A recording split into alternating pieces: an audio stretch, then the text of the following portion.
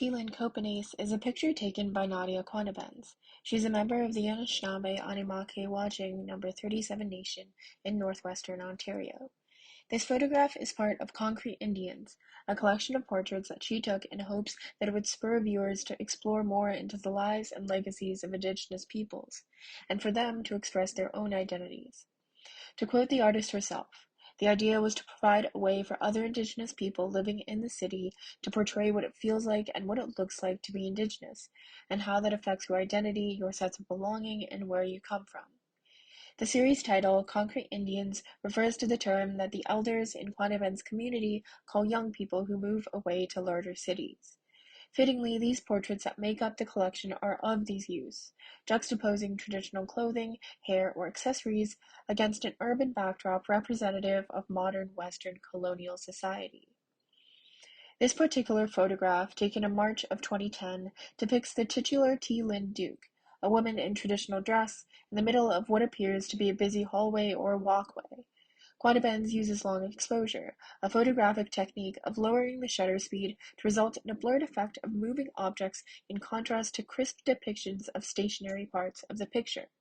In this image, we see T. Lynn and her belongings, including a suitcase and a thin package, in the center, unmoving against the business around her. T. Lynn, a jingle dancer from Toronto, wears full regalia, including a jingle dress and headpiece. Though she is surrounded by a Western space, she still connects to her culture with her clothing and likely draws strength from it. The long exposure used in the picture represents a constant, everlasting presence of indigeneity amidst colonialism. It has withstood a long history of often fleeting efforts to erase Indigenous heritage and culture by colonial powers. Fleeting, just like the other people in the frame. It calls to the sheer length of time that Indigenous peoples have inhabited this land. Compared to their history, the continent's colonial nation seems like a mere fleck in time. There's also a sense of loneliness or isolation conveyed by this effect. T. Lynn, being stationary, feels alone despite being in a busy space, much like Emily in The Break. Traumatized by her sexual assault, she feels as though the world is continuing and moving on, even though time seems to have stopped in her mind. She feels disconnected from those around her, even as they try to support her. Stella, similarly, is isolated from her family. Though she begins to repair these relationships by the end of the novel, she is still, in a way, separate. These are the women we see represented in T. Lynn. The luggage beside her is curious, too. Perhaps it merely contains whatever props and other items she might need for her dance, but perhaps it also reflects certain troubles of her own, or by extension of those around her, symbolizing the commonality of displacement historically and currently, due to the persisting effects of intergenerational trauma. Though she is comfortable and proud of her identity, with it may come certain traumas and their effects on her. There's a possibility that she shares certain similarities with the Break's Phoenix, who uses her apparent confidence and brutality as a way to hide her own troubles. In this case, T. Lynn's clothing may be her shield, and the luggage may symbolize the pains and traumas that she veils. Whatever kind of subject and person T. Lynn Copenace is, we generally get a sense of pride and empowerment, most evidently in her posture and expression. These ideas can also be found in the song The Healer. Digging Roots, the artist who sang and produced the song, the third track on their album Jawanim, which roughly translates from Anishinaabe Moween as unconditional love, comprises of husband and wife duo Raven Kanatokta and Shoshona Quiche. Kanatokta is from the Long Point First Nation in northwestern Quebec, and Quiche from the Batchewana First Nation. Quiche describes their music as heartbeat music that carries sweet medicine.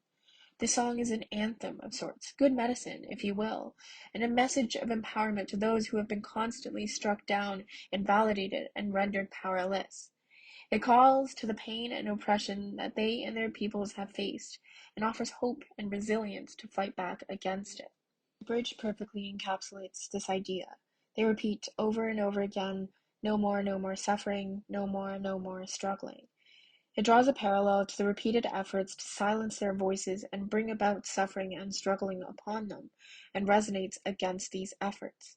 They fight back with their words. They refuse to give in to the pain that has been inflicted upon them. Also illustrating this point is the strength in the scars, love, and the pain. These seemingly opposing ideas coexist beautifully. We can find strength amidst the scars and love amidst the pain. There's hope. There's always hope that comes along with despair. Similarly, the lyrics, "Another brother down, another light gone dark today, but I won't bury him in silence, lift him in song.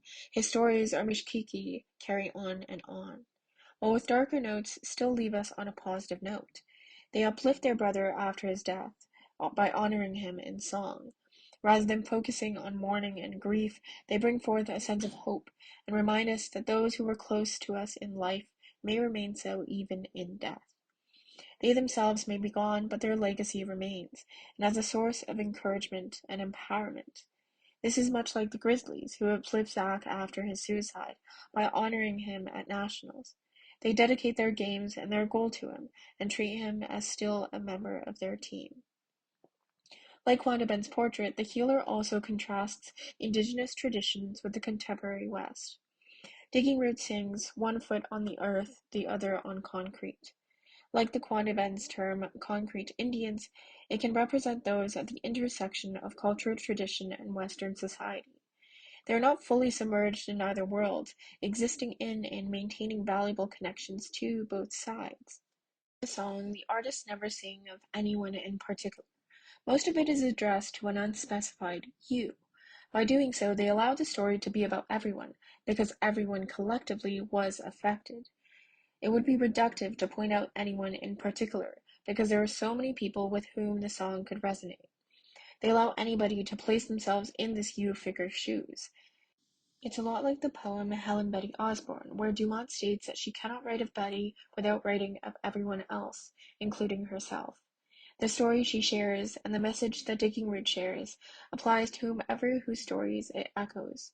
It's up to you, the reader and the listener, to imagine yourself as the you and interpret their message however you wish.